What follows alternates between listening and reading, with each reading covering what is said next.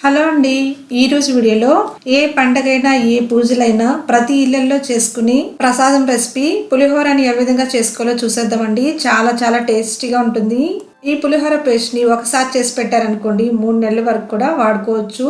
నేను ఏ టెంపుల్కి వెళ్ళినా తప్పకుండా పులిహోరని తీసుకొని తినేసే వస్తానండి. నాకు పులిహోర అంటే అంత ఇష్టము. మరి టెంపుల్లో పెట్టే పులిహోర టేస్ట్ ఇంట్లో ఏ విధంగా ప్రిపేర్ చేసుకోవాలో ఈ రోజు వీడియోలో చూసేయండి. చాలా చాలా టేస్టీగా ఉంటుంది. వీడియోని ఎక్కడ స్కిప్ చేయకుండా చూడండి. ముందుగా ఒక గ్లాసు బియ్యం తీసుకుని శుభ్రంగా క్లీన్ చేసుకొని ఒక అరగంట సేపు నానబెట్టుకున్న తర్వాత కుక్కర్లోకి తీసుకొని ఒక గ్లాసు బియ్యానికి 2 గ్లాసుల వరకు వాటర్ తీసుకొని వేసుకున్నాను. పొడి పొడిగా ఉండడం కోసం కొద్దిగా ఆయిల్ని కూడా వేసుకున్నానండి. చూసారు కదా రైస్ అనేది ఎంత పొడి పొడిగా వచ్చిందో. ఒక గ్లాస్ రైస్కి 2 గ్లాసులు వాటర్ వేసి ఇలా పొడి పొడిగా వస్తుందండి. ఉడికించుకునేటప్పుడు కొద్దిగా ఆయిల్ వేసి ఉడికించుకోండి. ఇలా పొడి పొడిగా ఉంటేనే మనకి పులిహోర అనేది చాలా చక్కగా చాలా బాగా వస్తుందండి. ఇప్పుడు స్టవ్ మీద ఒక ప్యానెల్ పెట్టుకొని అందులోకి 1 స్పూన్ ఆవాల్ని, 1/2 స్పూన్ మిరియాలని, 1 స్పూన్ ధనియాలని, అలాగే 1/2 స్పూన్ జీలకర్రని వేసుకొని ఫ్రై చేసుకోండి. ఇలా ఫ్రై చేసుకున్న తర్వాత ఇప్పుడు ఇందులోకి ఒక 4 నుంచి 5 వరకు ఎండుమిరపకాయలని, అలాగే 1/2 స్పూను మెంతుల్ని కూడా వేసుకొని మళ్ళీ ఫ్రై చేసుకోండి. ఇవి బాగా దోరగా ఫ్రై అయిపోవాలండి. మరి మాడిపోకుండా జస్ట్ లైట్ గా ఫ్రై అయ్యేవాలి. ఇలా మంచి స్మెల్ అనేది వస్తుందండి. అప్పటి వరకు ఫ్రై చేసుకోండి. ఆ తర్వాత ఇందులోకి 1 స్పూను తెల్ల నువ్వులను కూడా వేసుకొని జస్ట్ అలా చిటపట్లు ఆడించి దించేసుకోండి. దీన్ని మనం ఒక మిక్సీ జార్లోకి వేసుకొని మెత్తగా మిక్సీ పట్టుకోవాలి. ఈ పౌడరేనండి మెయిన్. మనకి ఈ పులిహోర టేస్ట్ అనేది అద్భుతంగా సూపర్గా రావాలంటే ఈ పౌడరు ఖచ్చితంగా వేసుకోవాలి. ఇప్పుడు దీన్ని పక్కన పెట్టుకొని ఇప్పుడు చింతపండు తీసుకోవాలి. చింతపండు ఒక 50 గ్రామ్స్ వరకు తీసుకొని శుభ్రంగా కడిగి తర్వాత నానబెట్టుకొని ఇలా గుజ్జులాగా తీసి పెట్టుకోవాలండి.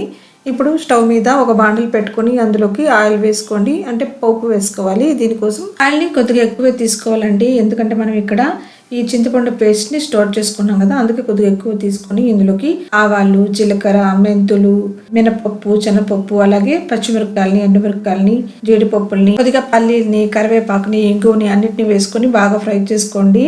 మనం వేసిన జీడిపప్పులు, పల్లీలు అన్నీ కూడా బాగా ఫ్రై అయ్యేంత వరకు ఫ్రై చేసుకొని ఆ తర్వాత ఇప్పుడు ఇందులోకి పసుపు వేసుకోవాలి. పసుపు కొద్దిగా ఎక్కువ వేసుకోండి. 1 స్పూన్ వరకు కూడా పసుపుని వేసుకొని బాగా ఫ్రై చేసుకోండి. ఆ తర్వాత ఇందులోకి మనం ఇంతకుముందు చింతపండు గుజ్జు రెడీ చేసుకున్నాం కదండి, దాన్ని కూడా వేసుకొని బాగా ఉడికించుకోండి. ఉడికిన తర్వాత ఇప్పుడు ఇందులోకి సాల్ట్ని వేసుకోవాలి. మీరు రుచికి సరిపడా సాల్ట్ని వేసుకొని బాగా మిక్స్ చేసుకోండి. ఇలా కొద్దిగా బాగా మిక్స్ చేసుకుంటూ ఒక 10 నిమిషాలు బాగా ఉడికించుకోవాలండి. స్టవ్ని సిమ్లో పెట్టుకొని.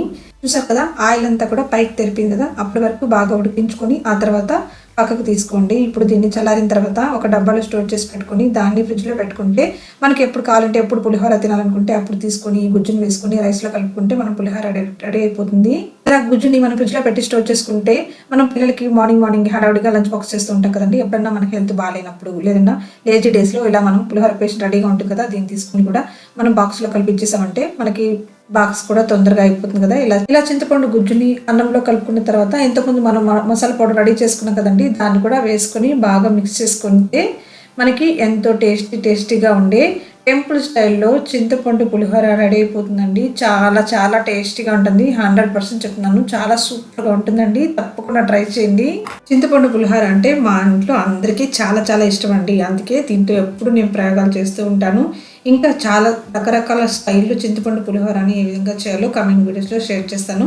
చూసారు కదా ఫ్రెండ్స్, ఈ వీడియో మీకు నచ్చింది అనుకోండి. నా ఛానల్ని సబ్స్క్రైబ్ చేసుకొని మీ ఫ్రెండ్స్ అండ్ రిలేటివ్స్ కూడా షేర్ చేయండి. Thank you so much for watching my video.